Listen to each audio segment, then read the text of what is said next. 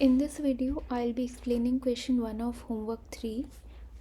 So we are given that uh, p of x equal to k is given by b k p raised to power k minus 1, where k goes from 1 to infinity and p is from 0 to 1.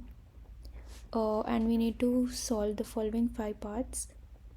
For the first part, we need to find the value of p such that p of x equal to k represents a probability mass function.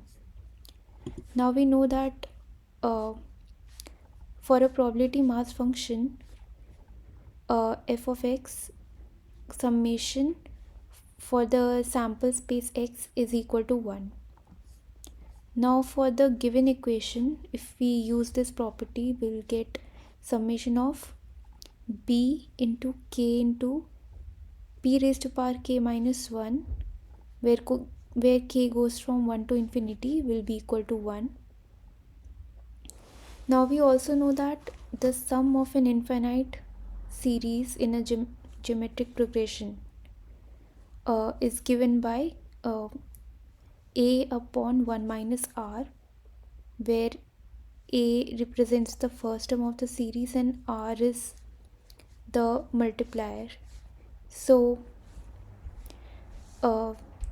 if we take summation of k equals to 0 to infinity p raised to power k, this is the geometric progression with a equals to 1 and r equals to p, and it can be written as 1 upon 1 minus p. Now we'll take the derivative of this equation on both the sides with respect to p.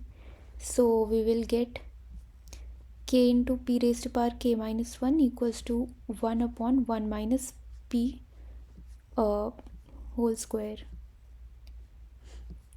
Now we can plug the value from equation 2 to equation 1. So from here we'll get b into 1 upon 1 minus p to the power whole square after substituting this value here. This will be equal to 1.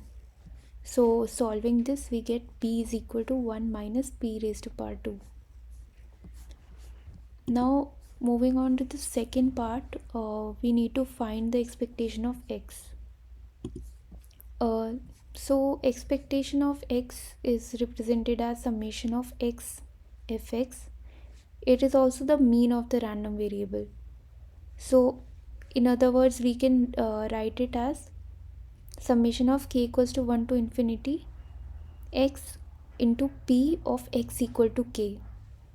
Now we can substitute the value of this from the given value in the question, and we'll get this equation. On simplifying this, we get b summation of k equals to 1 to infinity k square p raised to power k minus 1. Now from part A, we already know from equation 2 that summation of k p raised to power k minus 1 for k equals to 1 to infinity is given by 1 upon 1 minus p square. So we can take the derivative with respect to p on both the sides, and when we take that, we get k into k minus 1 p raised to power k minus 2 summation k equals to 1 to infinity. That will be equal to the derivative of this thing, which will be 2 upon 1 minus p to the power whole cube. Now we can split this term into two terms. So the first term will be k square p raised to power k minus 2 summation k equals to 1 to infinity, and the second term will be k p raised to power k minus 2 summation k equals to 1 to infinity. We'll multiply the complete equation by p, so we'll get this. The power of p will be incremented by 1, and now we'll take the from part A equation 2, we already know the value of this term. So if we look at the second equation of part A, this term is equal to 1 upon 1 minus p to the power whole square. So we can replace this term with the value that we calculated in part A, and on substituting and rearranging the terms, we get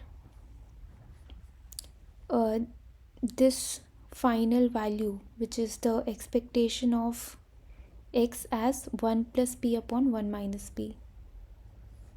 Here we are basically replacing the value of b as 1 minus p to the power whole square and solving. In the part C, we need to find expectation of x square. So in order to do that, we'll take the summation of x square fx, and we can also write it as summation of k equals k square p x equal to k for k goes from 1 to infinity, and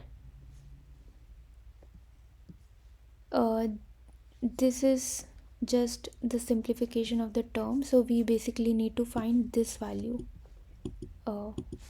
and let's see how we can find that. So for this question, we'll now use part B. So from part B, we know that basically this term is finally computed as 1 plus p upon 1 minus p. So we use this thing.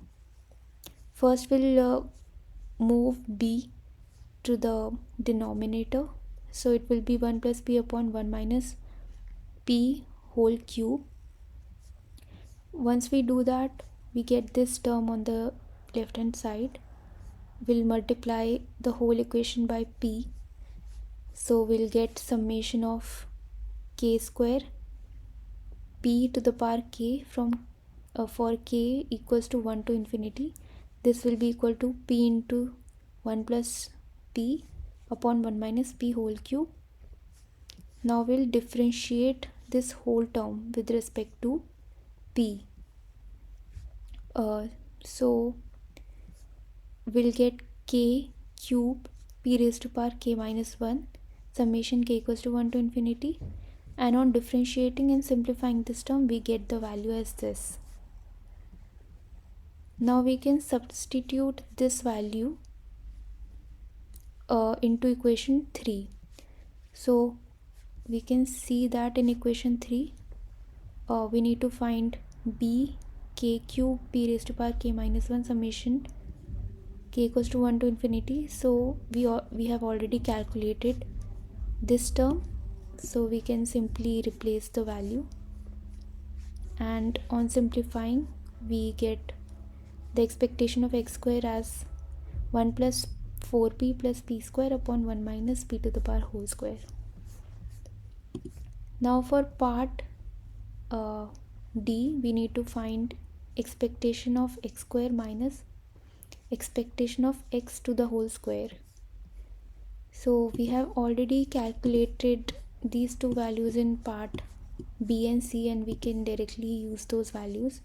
So from part C, we know that expectation of x square is given by this, and from part B, we know that expectation of x is given by this, so we have to square it, and on squaring and simplifying this whole term, we get the final answer as 2p upon 1 minus p to the whole square. Now for the part E, we are given that p is equal to 1 by 3, and we need to find the conditional probability mass function p x equal to k given x is greater than equal to 2 and less than equal to 5.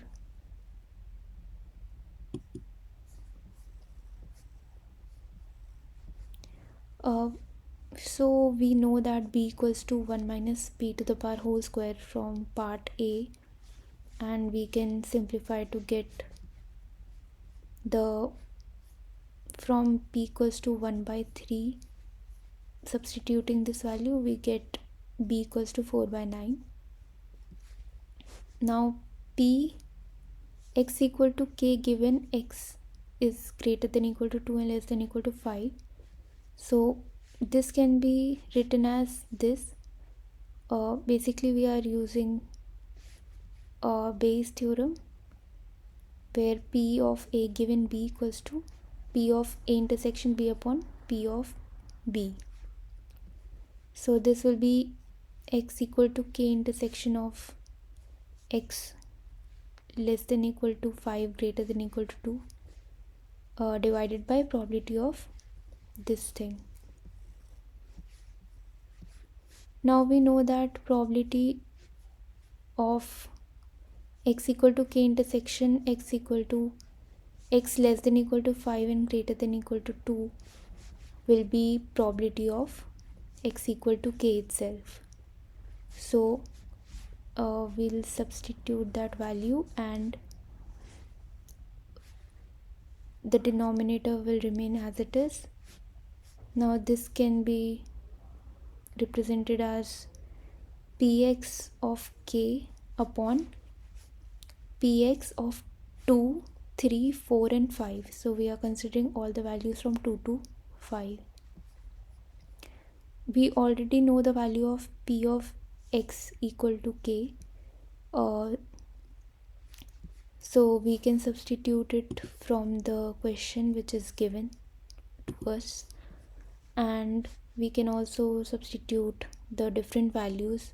So for example, for the value 2, we'll have k as 2, so it will be 2 p raised to power 2 minus 1, which is 2p.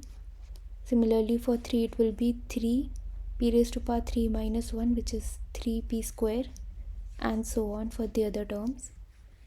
And we'll simplify this to get the final answer as this.